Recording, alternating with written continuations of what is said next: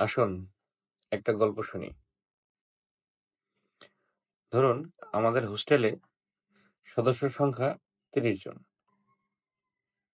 শৃঙ্খলার স্বার্থে আমরা একজন ম্যানেজারকে নিয়োগ করলাম। আসলে নিয়োগ করলাম বললে ভুল হবে। উনি নিজেই সিস্টেম করে ম্যানেজারের পদটা দখল করলেন। আসলে ম্যানেজারের পদটা তো আর মাগনা না। এখানে তো আলাদা রুম আছে, অনারিয়াম আছে, আরো অন্যান্য সুযোগ সুবিধা তো আছেই। তো মাসে সবাই টাকা পয়সা জমা দেয়।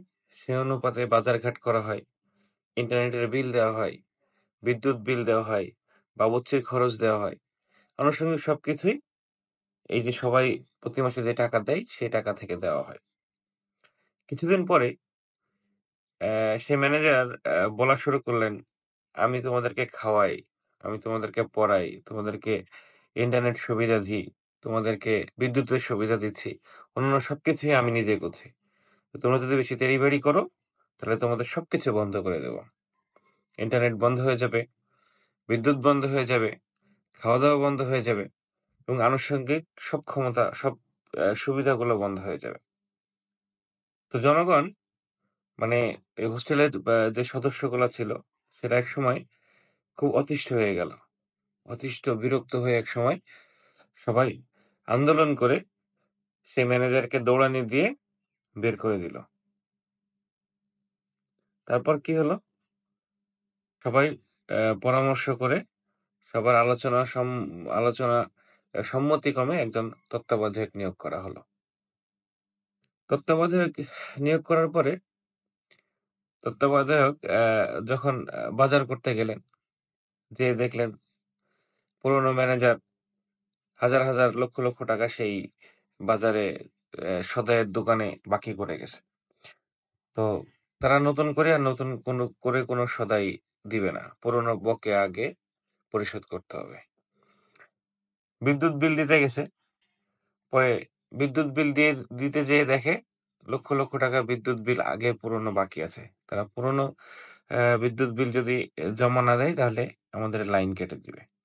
ইন্টারনেটের ক্ষেত্রেও সেম, যে সবকিছু আগের পুরনো অনেক বাকি আছে, এগুলো পরিশোধ না করা পর্যন্ত আ নতুন সুবিধা দেওয়া যাবে না নতুন করে।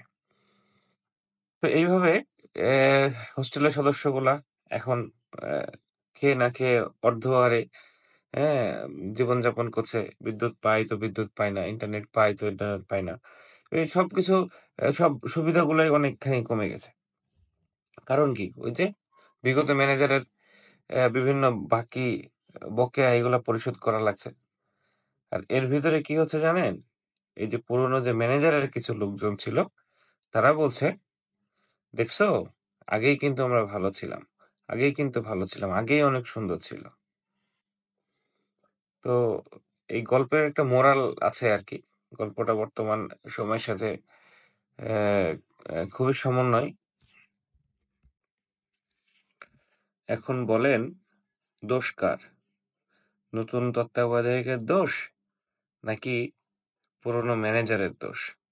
নিজের বিবেকের কাছে প্রশ্ন করে, বিবেক দিয়ে বিচার করে তারপরে মতামত দিবেন।